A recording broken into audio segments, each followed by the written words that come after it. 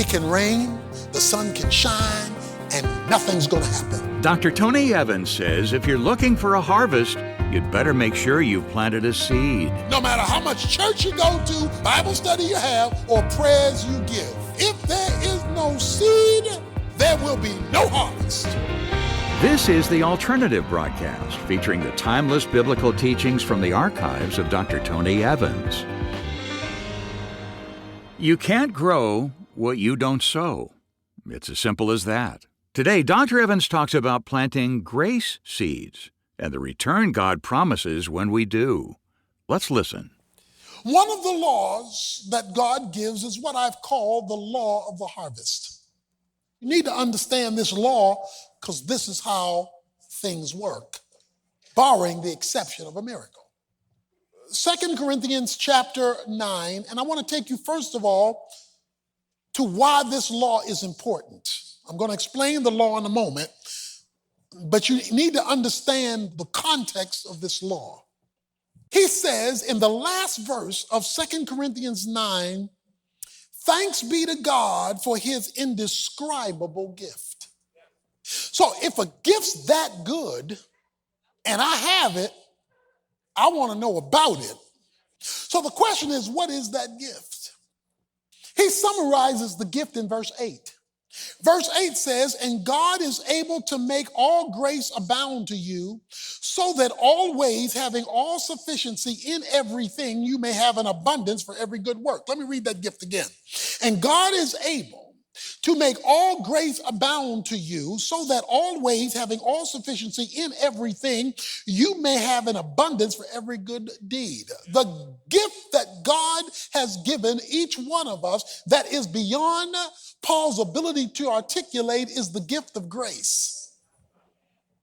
That is the word that makes Christianity different than every other religion ever known to mankind. It is the gift of grace. He even brings it out in the verse before his great verse of thanksgiving, verse 14, while they also by prayer on your behalf yearn for you because of the surpassing grace of God in you.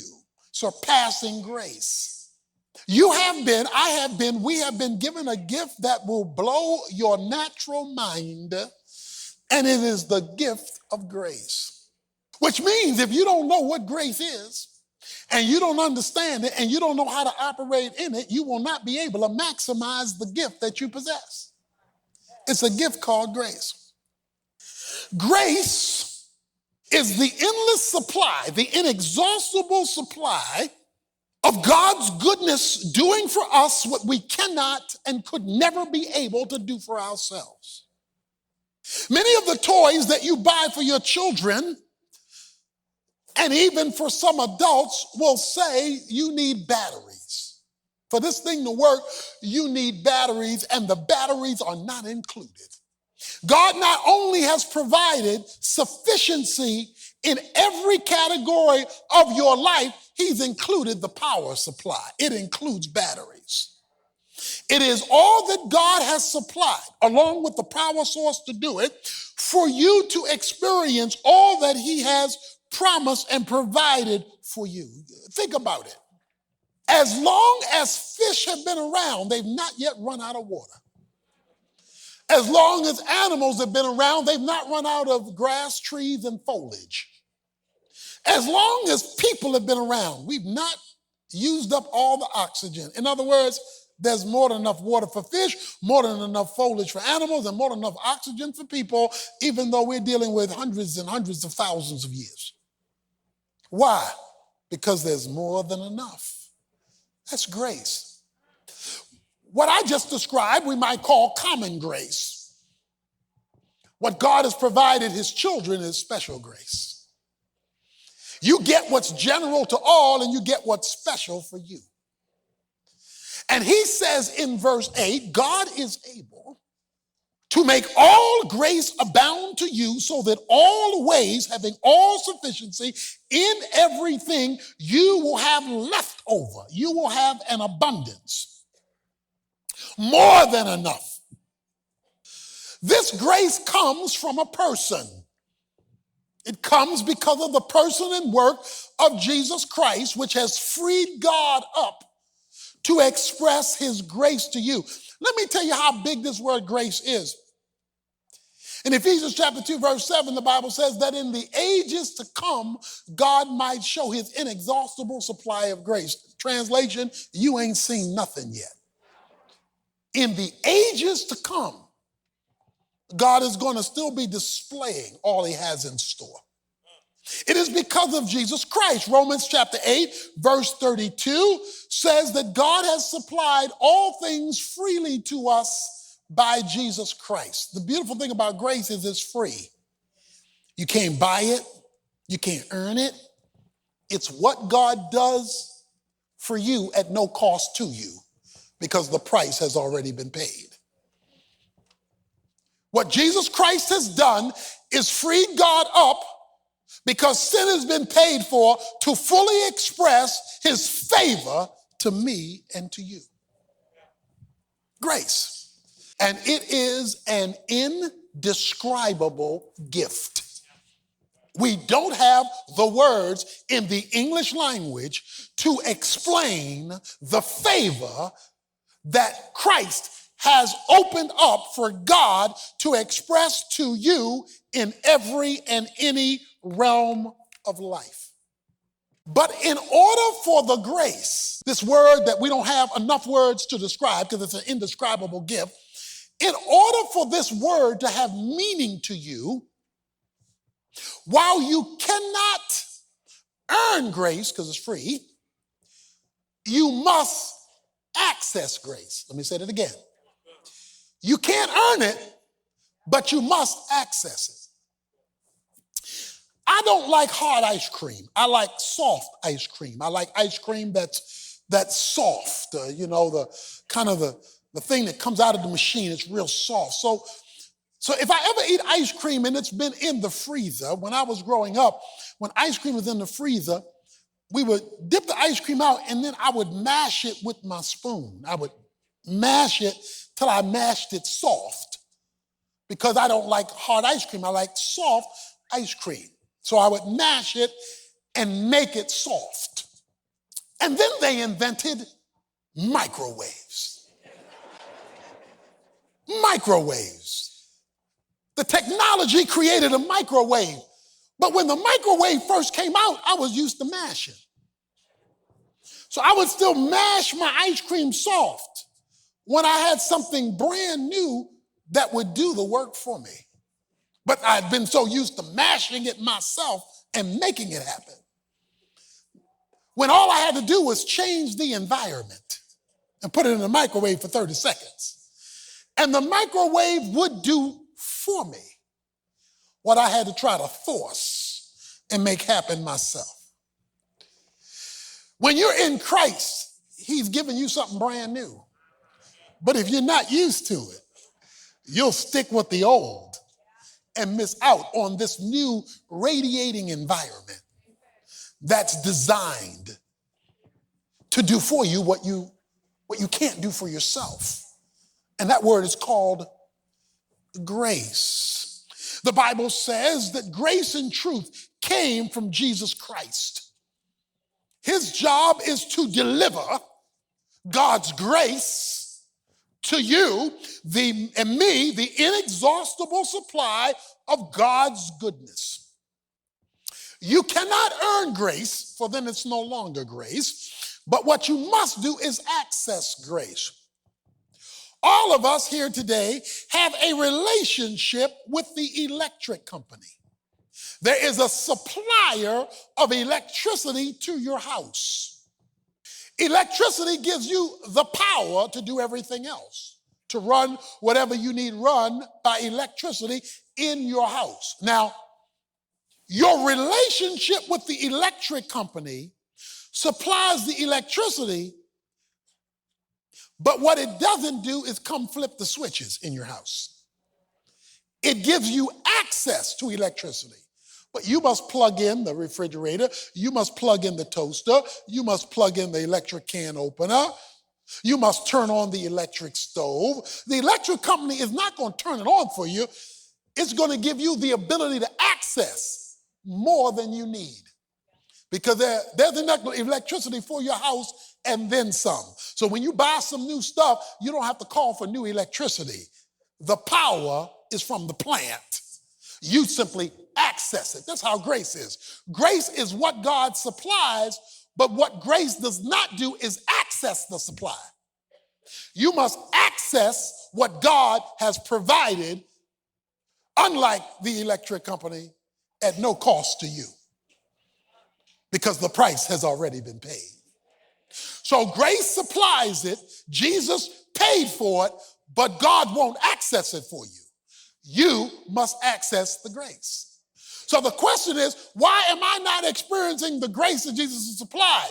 Well, it has nothing to do with the electric company. It has everything to do with you leaving the switch off.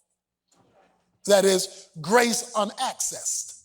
When Dr. Evans returns in a moment, he'll tell us how we can flip that grace access switch to the on position. But first, I want to let you know that time is running out to take advantage of our current resource offer.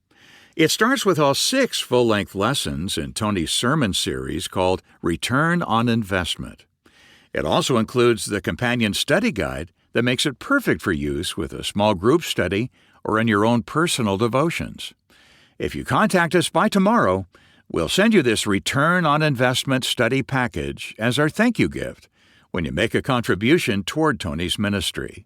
Make a point of visiting us today at tonyevansradio.org or call our 24-hour resource request line at 1-800-800-3222 to take advantage of this offer before time runs out. I'll have our contact information for you again after part 2 of our message and this. Sunlit beaches, calm blue waters, and a week set aside just to breathe again. That's what's waiting for you on an unforgettable Caribbean cruise with Dr. Tony Evans. From February 28th through March 7th, you'll set sail on a 7-day Caribbean journey, visiting Nassau, Grand Turk, Amber Cove, and Relaxaway Half Moon Cay, a private island known for its peaceful beauty and white sandy shores. This time of year, the Caribbean offers the perfect escape. Warm weather, gentle breezes, and a setting that invites you to slow down and truly rest. And while the destinations are incredible, what makes this cruise truly special is what happens on board. You'll experience powerful Bible teaching, meaningful worship, and authentic connection with friends and family of the urban alternative. It's a chance to step out of the routine and step into renewal. Come be refreshed, encouraged, and renewed. Find out more today at tonyevansradio.org. That's tonyevansradio.org. Paul says in Romans chapter 5, verses 1 and 2, that we access this grace by faith. Grace must be accessed. So then, the word about this indescribable gift called grace is tucked into a verse, verse 8, between 3 verses that talk about you accessing it. And they're farming verses. Verse 6. Now I say to you, he who sows sparingly will also reap sparingly. He who sows bountifully will reap bountifully. Then down to verse 10. Now he who supplies seed to the sower and bread for food will supply and multiply your seed for sowing and increase the harvest of your righteousness. All that's farming language. So let's look at the rules of farming, or the law of the harvest. Number 1, your harvest depends on whether you sow. Verse 6, now this I say, he who sows. You will never see a farmer or hear a farmer say, I have to get my harvest first. In farming, you cannot access a harvest without a seed. It is impossible. Because no matter how spiritual you are and how much praying you do, if there is no seed, there will be no harvest. No matter how much church you go to, Bible study you have, or prayers you give. Because sowing must always precede harvesting. So if you have a need, the question is, did you plant a seed? Because without the seed, it can rain, the sun can shine, and nothing's going to happen. Because when it comes to experiencing God's grace, it must be accessed. Number two, it all depends on what you sow. First of all, it depends on whether you sow. But next, it depends on what you sow. If you plant an apple seed, you won't get a pear tree. If you plant an orange seed, you won't get an apple tree. Because as I shared with you last time, Genesis 1:12 says that when God created vegetation and fruit, he put the seed in the vegetation and fruit so it would reproduce after its own kind. So you can't plant one thing and be looking for another thing. The thing you plant has to be predicated on the thing you expect. That's why the verse, Luke 6:38 says, give and it will be given to you. In other words, what you plant is what you receive. So based on the need, that will tell you the seed that you need to plant so that it can replicate after its own kind. It then also depends on how much you sow. Look at verse 6. Now this I say, he who sows sparingly will also reap sparingly. He who sows bountifully will reap bountifully. Anybody in your life want to do a little bit of work but want a big paycheck? They want to be highly favored. But they sow very little. But they want a big blessing. A farmer can't sow a seed and be looking for 15 acres worth of produce. Next. Your harvest depends on where you sow. You have to plant in that which is designed to receive the seed in which it is being planted. That's why he says in verse 10, now he who supplies seed to the sower and bread for food will supply and multiply your seed sowing and increase the harvest of your righteousness. You will be enriched in everything for all liberality, which through us is producing thanksgiving to God. So what is good soil? Good soil is to invest in that which will allow you to legitimately give thanks to God. Can I give thanks to God for where I'm placing this seed? Is the soil a soil I can give thanks to God for or not? Because if I can't give thanks to God for it, I ought not to be planting seed in it. That's not where the seed goes because it's not conducive for a good harvest. Let me tell you something else. Your harvest depends on when you sow. When you sow. Now watch this. If you plant a seed or whatever it is you are needing, don't come out tomorrow looking for it. Okay? You don't plant a seed today and see a growth tomorrow. There is a time gap between sowing and reaping. Always. Always. Unless God is overriding his law. He does that on occasion. That's not his normal way. It's not his normal operandi. That's not normally how he rolls because it's farming. There's sowing season and there's harvest season, which is why Galatians 6 says you will reap in due season because it's a seasonal issue, which means there will be a gap.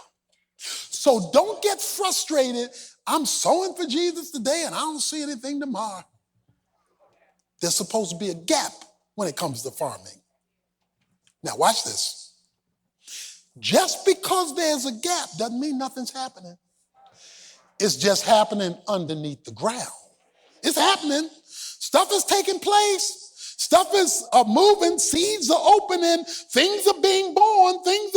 Don't get mad because you don't see anything. In order for a seed to live, it must die. It must be buried first. We put it in the ground for plants, for flowers. So when you sow, allow a season for reaping. Knowing that when God is silent, he is not still. He's moving. It's just underneath the ground. He goes on. See, for a lot of Christians, They think God is a slot machine. You put a quarter or a dollar, whatever it is, you put in the one-arm bandit, and you pull it hoping for an immediate result. You want it to ring out money on the spot. We're living in a microwave generation. Your children want today what it took you years to accumulate. Because we're living in this microwave, gotta have it now generation. Finally, your harvest depends on why you sow. Why you sow. Watch this now.